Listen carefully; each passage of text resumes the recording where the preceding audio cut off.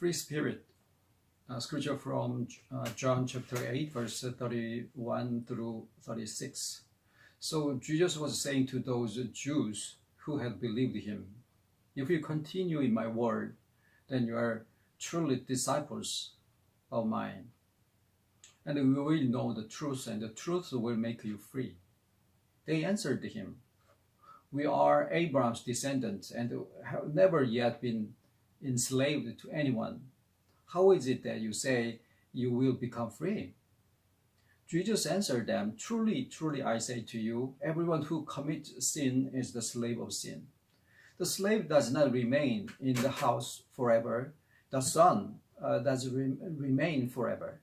So if the Son makes you free, you will be free indeed." Being free means we are free to do whatever we want, such as traveling or listening to our favorite music. But it could also mean that we do not have to do anything or do not belong to anything. If I translate this into a different context, it means all organs in our body function well, enabling you to move freely, rather than being able to run 100 meters within 10 seconds. Being free is one of the characteristics you can find in someone restored in God. As we studied together over the years, the Lord has allowed us to have free choice from the beginning of the creation. So being able to be free means we learned what we are supposed to learn in this world. When you look at someone who is truly free, the person may not seem that much different from others. That person may not stand out and even appear quiet, flexible, and soft. I think this is a very important trait because this allows you to form a different shape like liquid, rather than being hard and rigid that requires a major cutting and trimming to change your shape.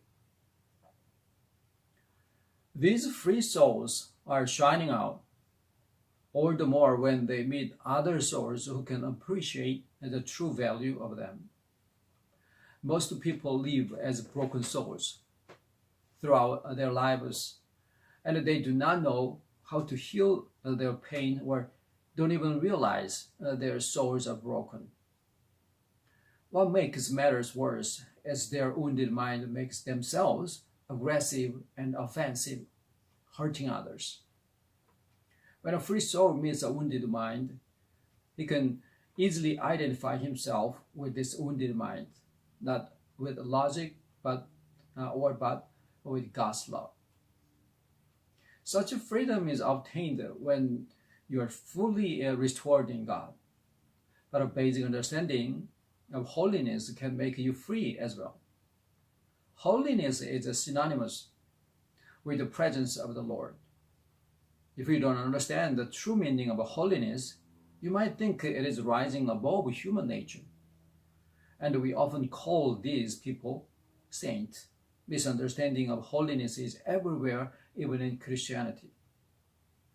When you don't let God preside over your life, you tend to find something else that can replace the Lord's holiness, such as integrity, virtue, and generosity, something like that. But all these are human traits, making you think rising above human nature qualifies you to be holy. It goes the same for other traits as well.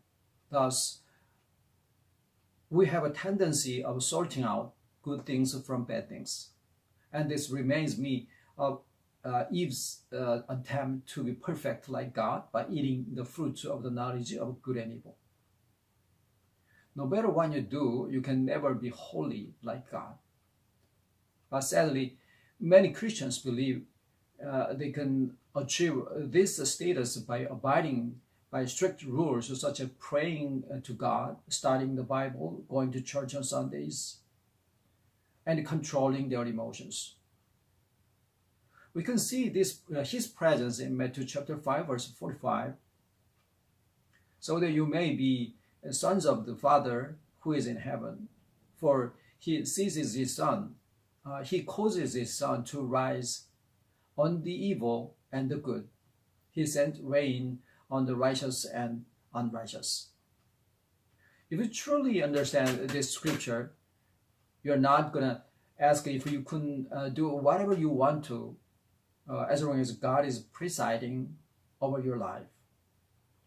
Being with God will shed light on everything you do, keeping you on the right track and restoring you to be back to who you are.